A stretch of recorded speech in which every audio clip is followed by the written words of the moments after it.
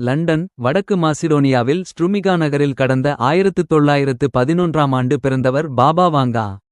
இவரது இயற்பெயர் வாஞ்சலியா பண்டிவா கஷ்டரோவா. தனது 12 வயதில் கடுமையான சூறாவளி ஒன்றால் இவரது பார்வை பறிபோனது. ஒரு பெரிய சூறாவளி புயல் இவரை தரையில் இருந்து தூக்கி வீசியது என அவர் அப்போது கூறினார். அதன் பின்னர் நீண்ட தேடுதலுக்கு பின்னர் அவர் கண்டறியப்பட்டார். அப்போது அச்சம் நிறைந்தவராக காணப்பட்ட அவர் கண்களை மணல் மற்றும் தூசு ஆகியவை படலங்களாக மூடியிருந்தன.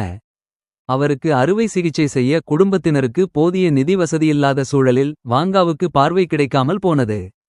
ஆனால் வருங்காலம் பற்றிய பார்வை தனக்கு பரிசாக கிடைத்த ஆற்றல் என வாங்கா கூறினார். இவர் தனது 85 வயதில் 1996ஆம் ஆண்டு காலமானார். இவர் 50 ஆண்டுகளில் 100க்கும் மேற்பட்ட பல்வேறு தகவல்களை முன்கூட்டியே கணித்து கூறியுள்ளார். இவர் கூறியதில் 85%த்திற்கும் மேற்பட்டவை பலித்தும் நடந்தும் உள்ளன. இதன்படி 2016ஆம் ஆண்டு மிகப்பெரிய இஸ்லாமிய போர் தொடங்கும். ஐரோப்பியர்களுக்கு எதிராக ரசாயன ஆயுதம் பயன்படுத்தப்படும். அவர்கள் 2043ஆம் ஆண்டு ரோமை மையப்புள்ளியாக கொண்டு தங்கள் இஸ்லாமிய ஆட்சியை நிறுவுவார்கள் என கூறினார்.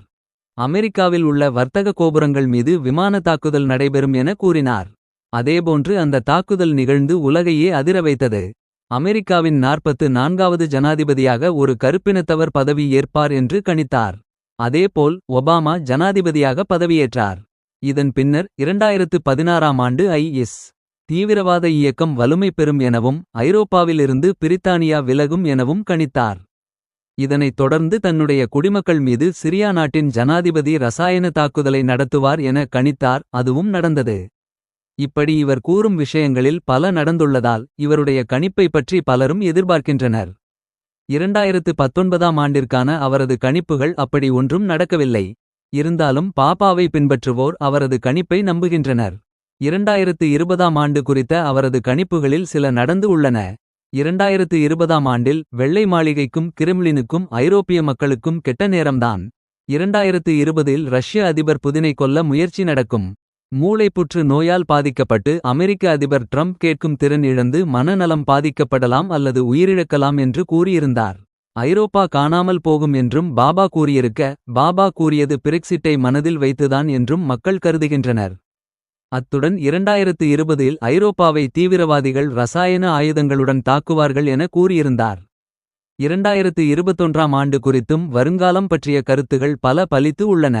2021ஆம் ஆண்டில் இந்த உலகம் சில பேரழிவுகளை சந்திக்கும் என்றும் அமெரிக்கவின் 45வது அதிபர் டொனால்ட் ட்ரம்ப் மர்ம நோயால் பாதிக்கப்படுவார் என்றும் கூறினார். அது பலித்தது. 2022ஆம் ஆண்டுக்கான அவரது 6 கணிப்புகளில் 2 முன்பே பலித்துவிட்டன. அதன்படி நடப்பு ஆண்டில் ஆசியாவின் பல நாடுகள் மற்றும் ஆஸ்திரேலியாவில் அதிக அளவில் வெள்ளம் ஏற்பட்டு மக்கள் பாதிப்பு அடைவார்கள் என கணித்துள்ளார். இதன்படியே சரியாக பலித்துள்ளது. நடப்பு ஆண்டின் பிப்ரவரி மற்றும் ஏப்ரலுக்கு இடைப்பட்ட காலத்தில் ஆஸ்திரேலியாவில் ஏற்பட்ட வெள்ளம் மிக மோசம் வாய்ந்த பேரிடரில் ஒன்றாக அமைந்தது. தென்கிழக்கு குயின்ஸ்லாந்து, வைடு பே, பர்னட் மற்றும் நியூ சவுத் வேல்ஸ், பிரிஸ்பேன் உள்ளிட்ட பகுதிகள் உள்பட பல்வேறு நகரங்கள் வெள்ளத்தில் மூழ்கின.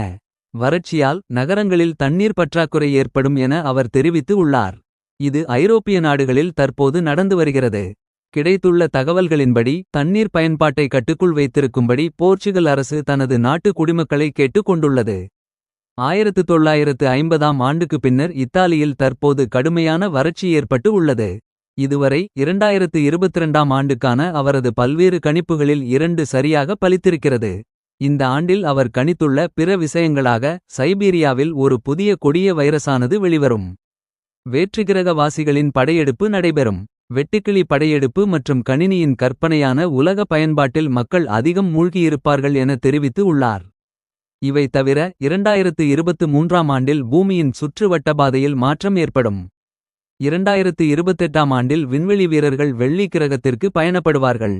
2046ஆம் ஆண்டில் உறுப்புமாற்று தொழில்நுட்பம் பயனால் மக்கள் 100 வயதுக்கு கூடுதலாக வாழ்வார்கள் என தெரிவித்து உள்ளார். 2100ஆம் ஆண்டில் இரவு மறைந்து போகும் என தெரிவித்திருக்கிறார். பூமியின் மற்றொரு பகுதி செயற்கை சூரிய ஒளியால் வெளிச்சம் உண்டாக்க செய்யப்படும். இவரது கணிப்பின்படி உலகம் 5079ஆம் ஆண்டு முடிவுக்கு வரும் என தெரிவிக்கப்பட்டு உள்ளது.